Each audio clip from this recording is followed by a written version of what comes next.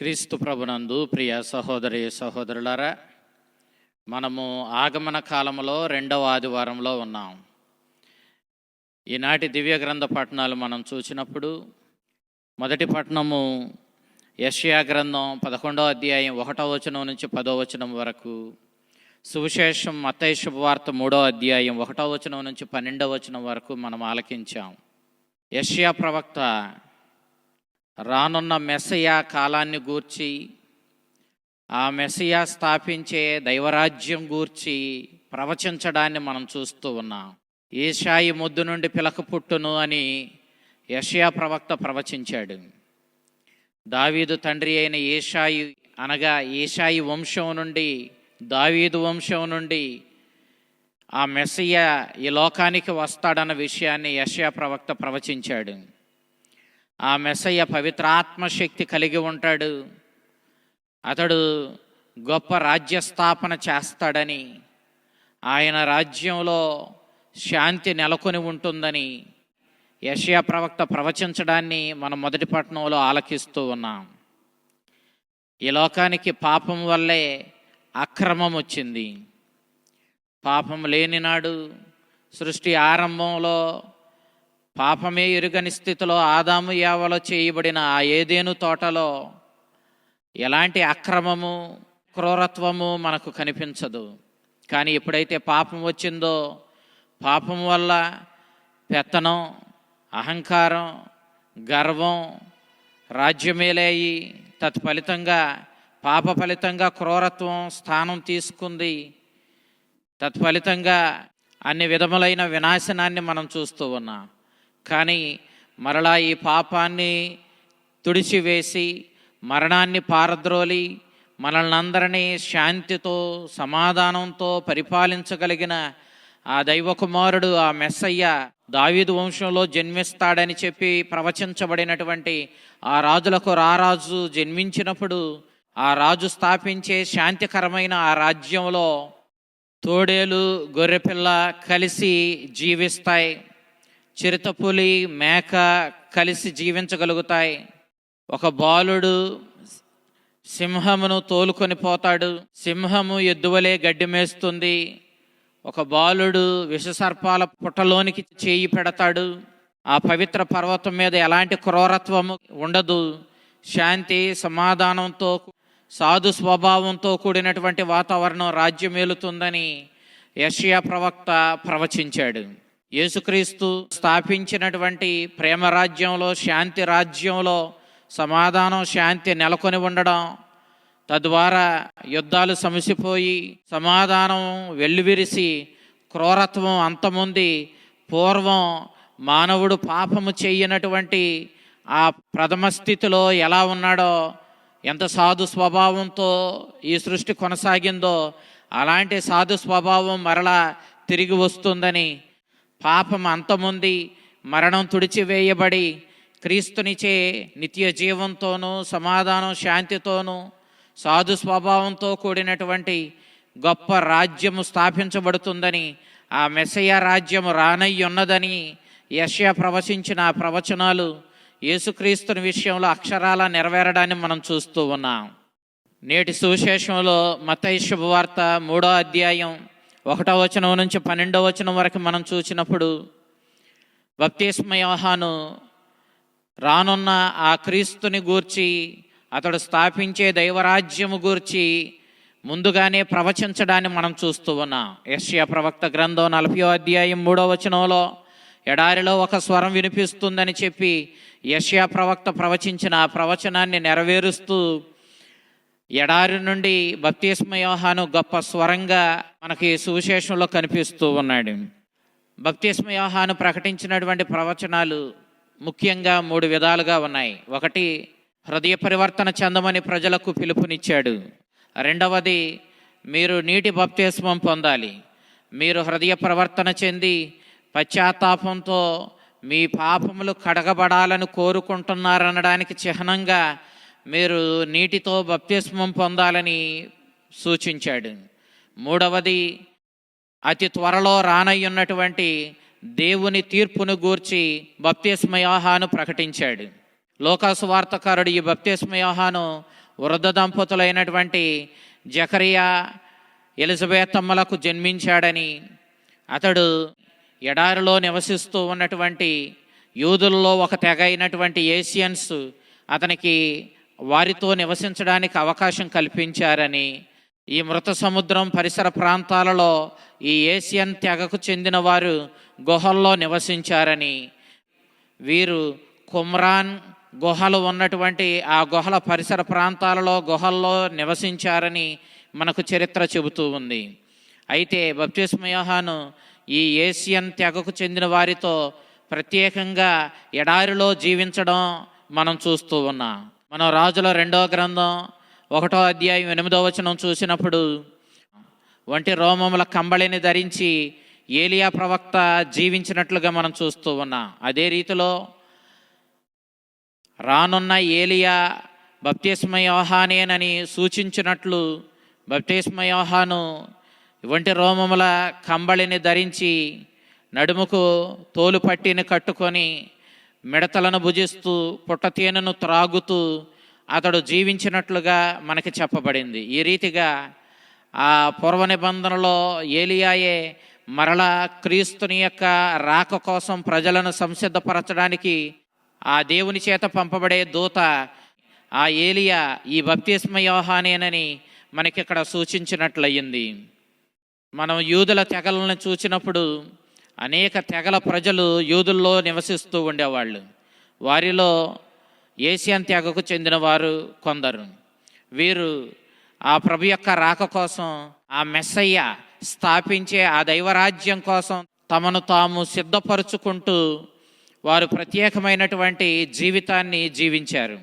సమాజంలో అందరూ పాపము చేస్తున్నారని, మరి ముఖ్యంగా ఈ యాజక తెగకు చెందిన వారే ప్రజలకు దేవుని గూర్చి బోధించి దేవుని మార్గంలో నడిపించవలసినటువంటి ఈ అర్చకులు, యాజకులే పాపం చేస్తూ జీవిస్తున్నారని గొప్ప విప్లవాన్ని తెచ్చి మత బోధకులకు, ఆ యాజకులకు, అర్చకులకు వ్యతిరేకంగా అదే అర్చక తెగకు చెందినటువంటి ఈ ఏషియన్ తెగవారు తమను తాము సమాజం నుంచి వేరుపరుచుకొని పాపాత్ములైనటువంటి ఈ సమాజపు ప్రజలు పీల్చి వదిలిన ఆ పాపంతో కూడిన కలుషితమైన గాలిని కూడా పీల్చడానికి ఇష్టపడనటువంటి వీరు ప్రత్యేకంగా తమను తాము మృత సముద్రం దగ్గరలో ఉన్నటువంటి కుమ్రాన్ ఎడారి గుహల్లో నివసిస్తూ అక్కడ వాళ్ళు తమను తాము ప్రభు యొక్క రాక కోసం, ఆ మెస్సయ్య రాక కోసం, ఆ మెస్సయ్య చేత స్థాపించబడే ఆ దైవరాజ్యం కోసం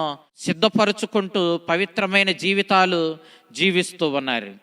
ఆ ఏషియన్ తెగకు చెందిన వారితో కలిసి జీవించినటువంటి వాడైనటువంటి బప్తిస్మ యోహాను ఈనాడు ఆ ఎడారి నుండి గొప్ప ప్రకటన చేస్తూ, ఓ సర్ప సంతానమా, హృదయ పరివర్తన చెంది మీ పాపమును విడనాడండి. పాపాత్ములైన మీరు, దేవుని ధర్మశాస్త్రాన్ని శ్రద్ధ చేస్తున్న మీరు, దేవుని బిడ్డలుగా బ్రతకాల్సిన మీరు ఈనాడు మీ పాపం చేత, ధర్మశాస్త్రాన్ని అశ్రద్ధ చేయడం చేత సర్ప సంతానంగా మారారు. మీరు హృదయ పరివర్తన చెంది దేవునికి తగ్గ బిడ్డలుగా, ధర్మశాస్త్రాన్ని పాటించే వ్యక్తులుగా మీరు మారండి అంటూ గొప్ప పిలుపునిస్తూ ప్రజలందరినీ కూడా నీటి బప్తిస్మం పొందడానికి, హృదయ పరివర్తనకు బప్తిస్మ యోహాను ఆహ్వానించడాన్ని మనం చూస్తూ ఉన్నాం. అప్పటికే రోమీయుల చేతుల్లో బానిసత్వాన్ని అనుభవిస్తూ మెస్సయ్య వస్తాడని, దావీదు వంశంలో జన్మించే ఆ మెస్సయ్య మమ్ములను తన రాజ్య స్థాపన చేసి రోమీయ శత్రువుల నుండి విడిపిస్తాడని ఎంతో ఆశగా ఎదురు చూస్తున్న యూదులు ఎప్పుడైతే మెస్సయ్యను గూర్చిన సందేశంతో కూడిన ఆ స్వరాన్ని విన్నారో అందరూ బప్తిస్మ యోహాను దగ్గరికి ఎంతో ఉత్సాహంతో, ఆతురతతో వచ్చారు. ఆ విధంగా వచ్చిన ప్రజలను ఉద్దేశించి బప్తిస్మ యోహాను, మీరు హృదయ పరివర్తన చెందండి, దేవుని రాజ్యానికి చెందిన రీతుల్లో మిమ్మల్ని మీరు సిద్ధపరచుకోండి అంటూ వాళ్లకు బోధించడాన్ని మనం చూస్తూ ఉన్నాం. రానున్న దేవుని కోపాగ్ని నుండి బయలువెళ్ళమని బప్తిస్మ యోహాను ప్రజలకు పిలుపునిచ్చాడు. కోపాగ్ని తీర్పు రోజునకు గుర్తుగా ఉంది.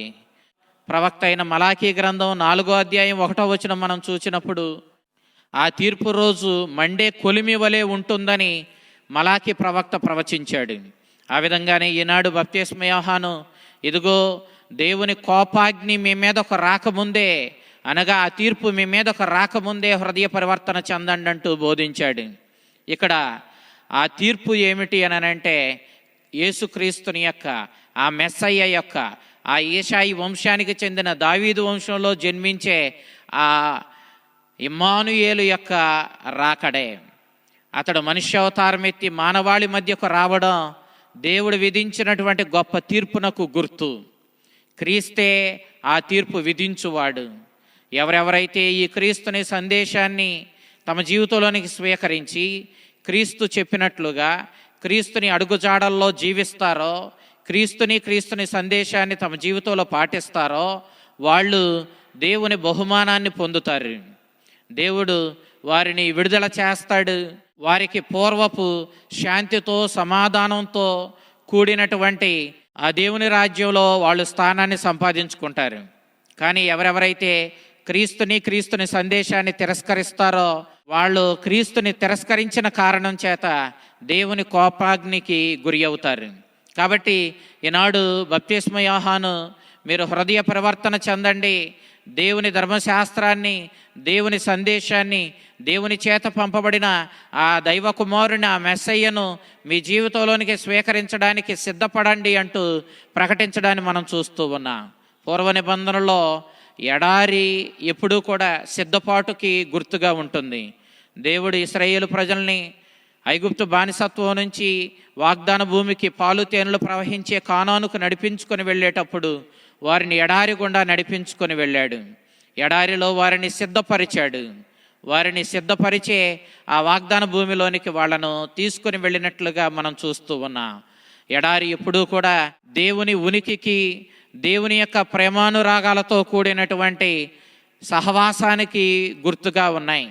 హోషియా ప్రవక్త గ్రంథము 2వ అధ్యాయము 14వ వచనంలో, ఎడారిలో నేను నా ప్రేమతో కూడినటువంటి సంభాషణను నా ప్రజలకు వినిపిస్తాను అని చెప్పి ప్రభు పలకడాన్ని మనం చూస్తూ ఉన్నాం. కాబట్టి ఈ ఎడారి నుండి వచ్చినటువంటి ఈ బప్తిస్మ యోహానుని యొక్క స్వరము ప్రజలను సిద్ధపడమని బోధించడాన్ని మనం స్పష్టంగా చూస్తూ ఉన్నాం.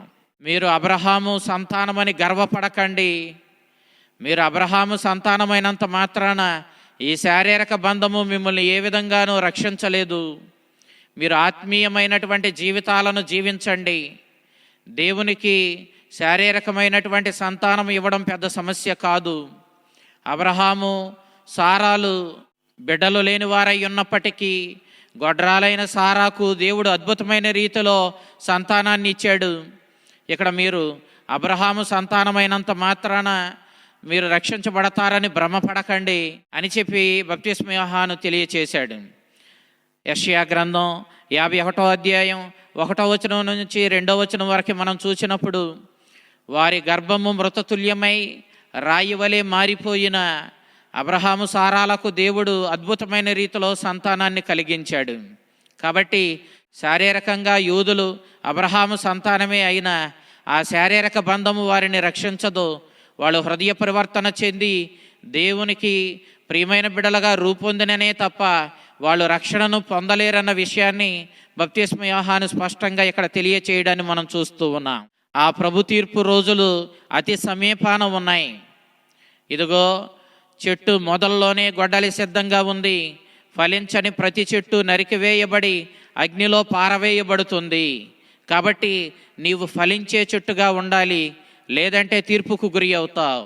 నీవు ఫలించే చెట్టు ఏ విధంగా అవుతావంటే, హృదయ పరివర్తన చెంది దేవుని రాజ్యానికి చెందిన బిడ్డగా దేవుని చేత పంపబడిన ఆ మెస్సయ్యను నీ జీవితంలోనికి స్వీకరించి ఆ మెస్సయ్య సందేశానుసారము జీవించి ఆ రాజులకు రారాజైనటువంటి ఆ మెస్సయ్య స్థాపించే దైవరాజ్యపు పౌరుడిగా, ఆ దైవరాజ్యపు విలువలతో కూడిన శాంతి, సమాధానము, నీతి, న్యాయము, కరుణ, జాలి, సౌమ్యత, నిరీక్షణ, సాధు స్వభావం వంటి ప్రేమతో కూడిన జీవితాన్ని మనం జీవించినప్పుడు తప్పకుండా మనం ఫలించే వృక్షాలుగా ఉంటాం. అందుకే బప్తిస్మ యోహాను అంటూ ఉన్నాడు, నేను నీటితో బప్తిస్మం ఇచ్చుచున్నాను. ఈ బప్తిస్మము మీరు హృదయ పరివర్తన చెందారని చెప్పడానికి గుర్తంతే, కానీ నా వెనుక రానయ్యున్నవాడు అన్నాడు. మనం మలాకీ గ్రంథం 3వ అధ్యాయం 1వ వచనం చూసినప్పుడు, అతడు దిడీలున దేవాలయమునకు వస్తాడు అన్నాడు. ఇక్కడ నా వెనుక రానయ్యున్నవాడు అంటే ఆ మెస్సయ్య, ఆ దైవ కుమారుడైన క్రీస్తువే. అతడు వచ్చినప్పుడు మిమ్ములను పవిత్రాత్మతోనూ అగ్నితోనూ స్నానం చేయించును అని చెప్పాడు. అనగా మెస్సయ్య ఇచ్చే ఈ బప్తిస్మము, ఈ జ్ఞానస్నానము మనల్ని పవిత్రాత్మ చేత నింపుతుంది. ఇక్కడ ఈ అగ్ని ఆయన ఇచ్చే తీర్పునకు గుర్తుగా ఉంది. అగ్ని పవిత్రాత్మకు గుర్తుగా ఉంది. పవిత్రాత్మ మనకు అందించబడినప్పుడు మనం పవిత్రాత్మను పొందిన వారిమి ఆత్మకు తగ్గట్లుగా ఆత్మ ప్రబోధానుసారము జీవించినట్లయితే బహుమానాన్ని పొందుతాం, ఫలించే వృక్షంగా ఉంటాం. లేదంటే మనం పొందిన ఆత్మను అశ్రద్ధ చేస్తూ మనం ఇష్టారాజ్యంగా జీవించినట్లయితే ఆ కొలిమి రోజుల్లో, ఆ తీర్పు రోజుల్లో ఇదిగో ఆ గొడ్డలి మనల్ని నరికివేసి ఆరని అగ్నిలో పడవేస్తుందన్న విషయాన్ని ఇక్కడ బప్తిస్మ యోహాను సూచిస్తూ ఉన్నాడు. కాబట్టి మనకు 2 మార్గాలు ఉన్నాయి. ఒకటి, దేవుని చేత పంపబడిన ఆ మెస్సయ్యను విశ్వసించి ఆ మెస్సయ్య బోధించిన ప్రబోధం అనుసరించి జీవించడం ద్వారా మన జీవితాన్ని మనం ధన్యం చేసుకుంటాం.